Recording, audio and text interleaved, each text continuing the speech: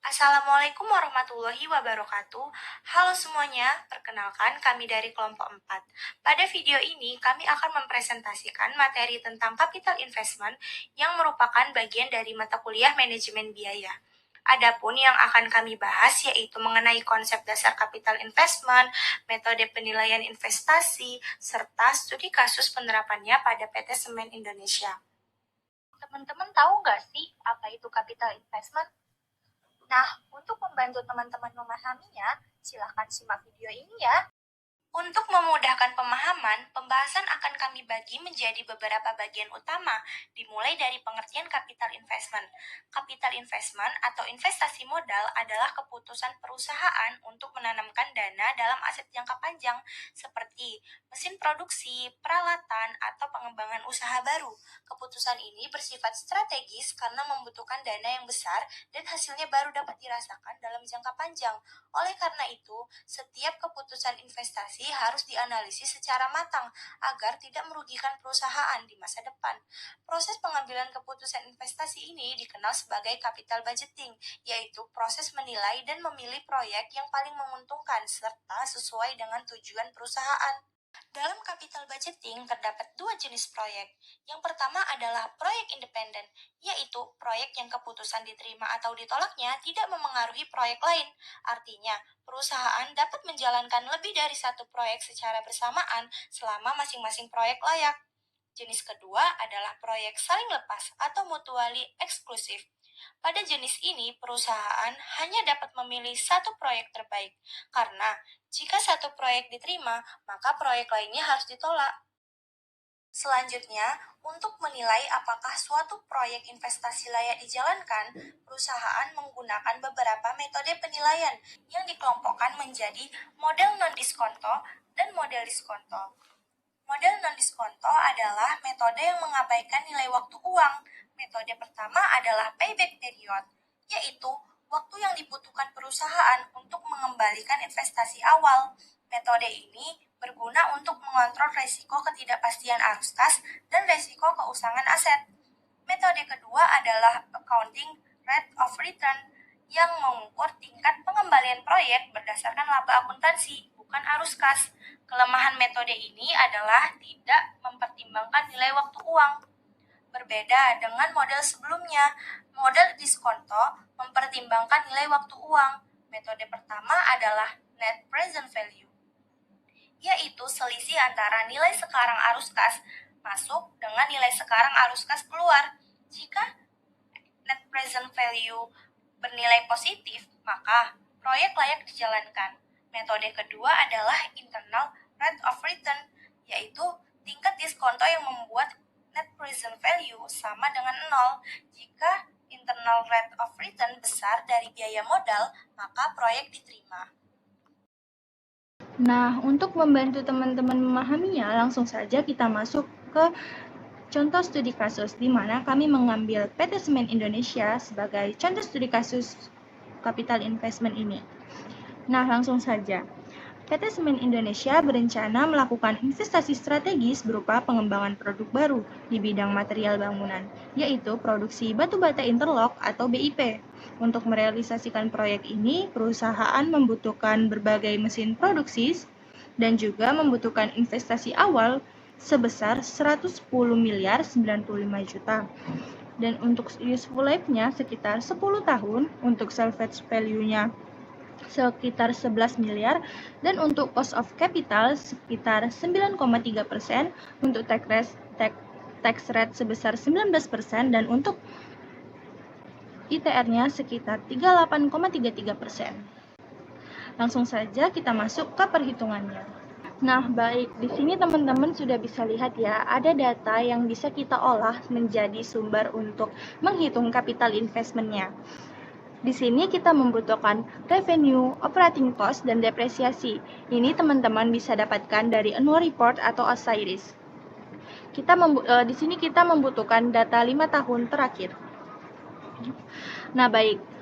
Untuk menghitung grow rate, itu bisa kita dapatkan dari data yang telah kita sediakan di atas. Seperti untuk grow rate revenue, itu bisa kita dapatkan dari revenue 2021 dikurang dengan revenue 2020, dibagi dengan revenue 2020, maka kita dapatkanlah growth rate-nya. Itu berlaku untuk operating cost dan juga depresiasi. Dan untuk selanjutnya itu juga begitu. Untuk revenue 2022 dikurang dengan revenue 2021 dibagi dengan revenue 2021. Setelah didapatkan keseluruhan growth rate, teman-teman bisa mencari average growth rate-nya. Untuk average growth rate bisa didapatkan dari kalkulasi menggunakan Excel, di mana menggunakan rumus sama dengan average dan disum growth rate yang dibutuhkan. Setelah kita mendapatkan average growth rate-nya dari ketiga komponen seperti revenue, average growth rate-nya kita dapatkan 0,83%, operating cost kita dapatkan negatif 0,99%, dan depresiasi kita dapatkan negatif 1,01%. Nah, average growth rate yang sudah kita dapat bisa kita implementasikan untuk proyeksi cash flow, seperti untuk revenue, operating cost, dan depresiasi. Untuk EBIT, tax, NOPAT, cash flow, dan cash flow kumulatif itu menggunakan rumus yang baru. Nah, yang pertama kita masukin revenue dulu. Di sini kita menyediakan 10 tahun itu dikarenakan untuk useful life-nya kita mengambil 10 tahun. Nah, selanjutnya setelah kita masukkan 10 tahun ini, untuk revenue itu didapatkan dari revenue terakhir, yaitu revenue 2024, dikalikan dengan average growth rate yang sudah kita dapat tadi. Sehingga kita dapatkan untuk tahun pertamanya itu sekitar segini, sekitar 36 miliar. Nah, untuk di tahun kedua, kita menggunakan revenue tahun pertama. Revenue tahun pertama ini dikalikan dengan average growth rate, sehingga didapatkan sekitar segini, sekitar 36 miliar. Untuk di tahun ketiga, begitupun seperti sebelumnya. Tahun keduanya, kita kalikan dengan average growth rate. Untuk tahun keempat, tahun ketiga kita kalikan dengan average growth rate, sampai kita mendapatkan di tahun 10. Begitupun untuk operating cost, depresiasi. Nah, untuk EBIT itu kita bisa dapatkan dari revenue dikurang operating cost dikurang depresiasi. Untuk tahun pertama sampai tahun ke-10. Untuk tax itu kita menggunakan rumus EBIT dikali dengan tax rate perusahaan. Untuk mempermudah, teman-teman bisa mengunci tax rate-nya lalu ditarik ke bawah sampai ke tahun ke-10. Untuk NOPAT itu teman-teman bisa mendapatkannya melalui EBIT dikurang dengan tax sampai ke tahun 10. Untuk cash flow itu bisa didapatkan dari NOPAT dikurang dengan depresiasi. Nah, ini teman-teman bisa tarik sampai ke tahun 10.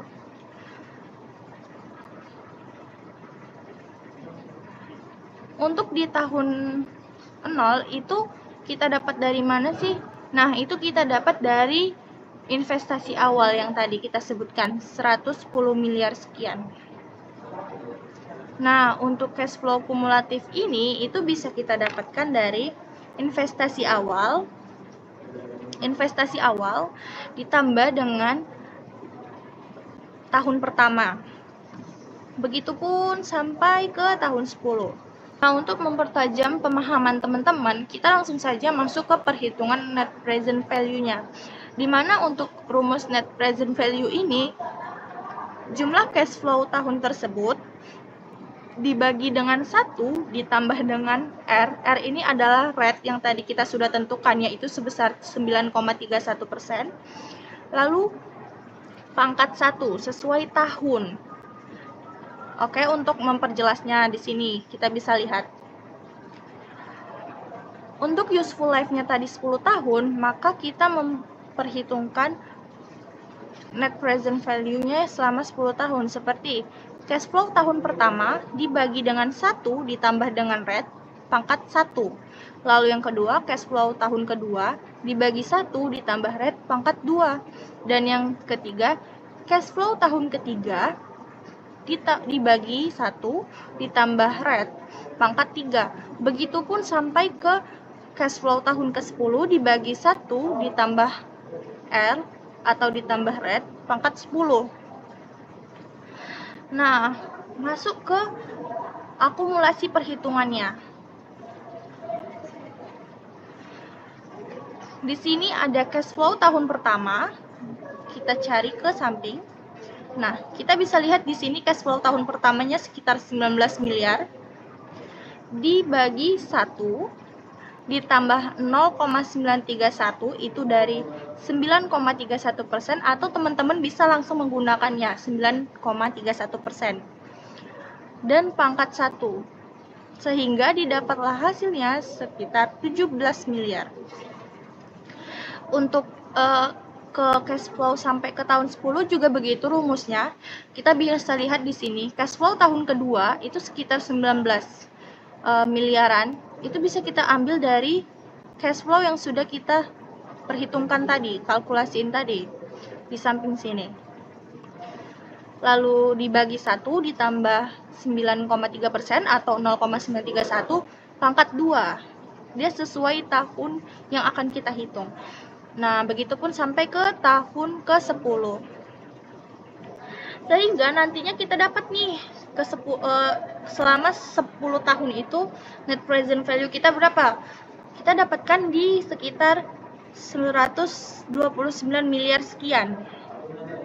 Nah, dari net present value ini kita harus kurangkan dengan nilai investasi awal kita tadi yang 110 miliar. Nah, 249.101.56 miliar ini kita kurangkan dengan investasi awal yang sekitar 110 miliar tadi. Maka kita dapatkan sebesar 19 miliar. Di sini kita bisa lihat bahwa NPV kita mengalami positif, maka ini layak untuk dilanjutkan. Nah, untuk interpretasinya kita lihat berdasarkan hasil perhitungan NPV lebih dari 0, yaitu sebesar 19 miliar sekian. Jadi dapat disimpulkan bahwa proyek layak secara finansial. Nilai arus kas sekarang yang dihasilkan mampu menutupi investasi awal maupun tingkat pengembalian minimal yang disyaratkan. Oleh karena itu, proyek sebaiknya dilanjutkan. Nah, selanjutnya kita akan menghitung internal rate of return sebagai acuan untuk menghitung capital investment ini.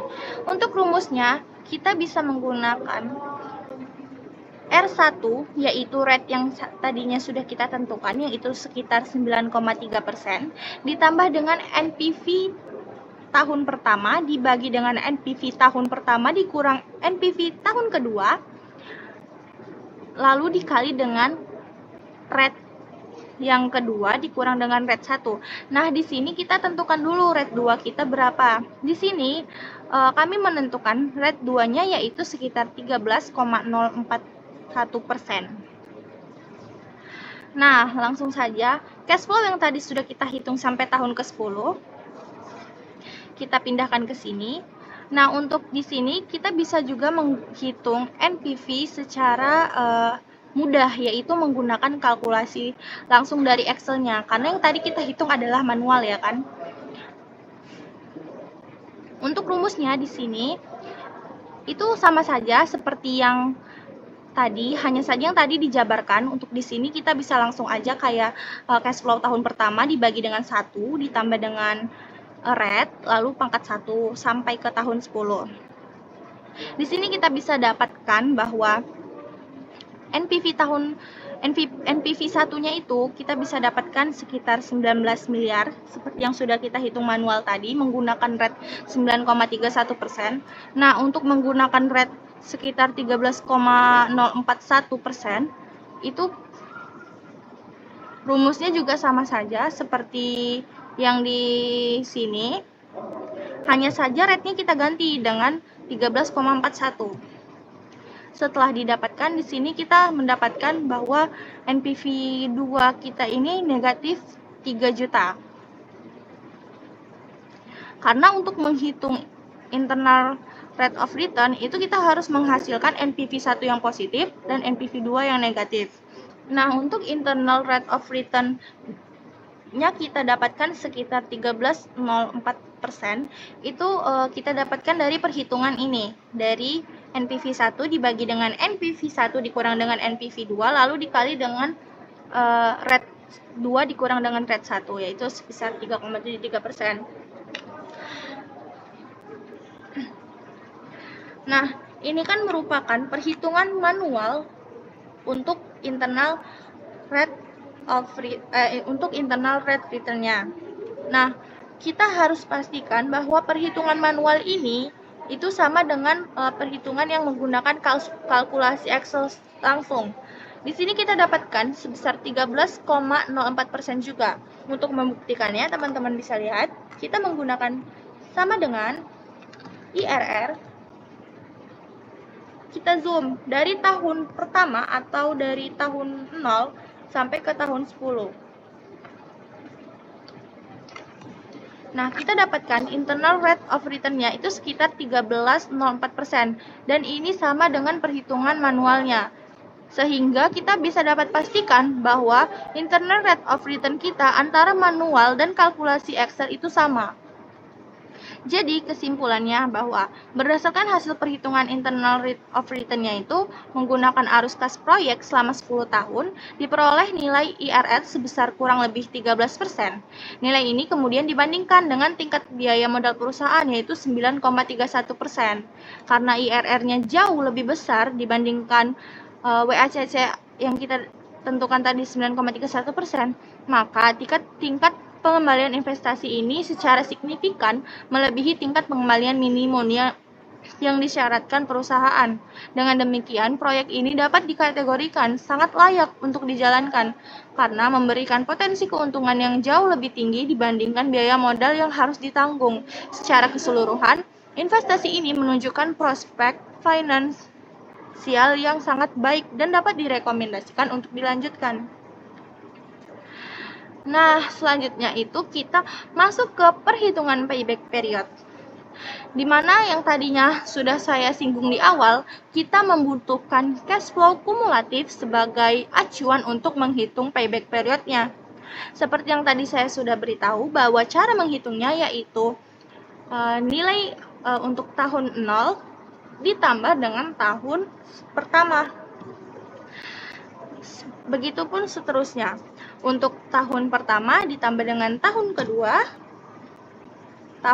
ditambah dengan tahun ketiga, hingga kita sampai ke tahun 10. Di sini kita bisa lihat, tahun pertama masih negatif, tahun kedua juga masih negatif, tahun ketiga masih negatif, tahun keempat masih negatif, tahun kelima juga masih negatif.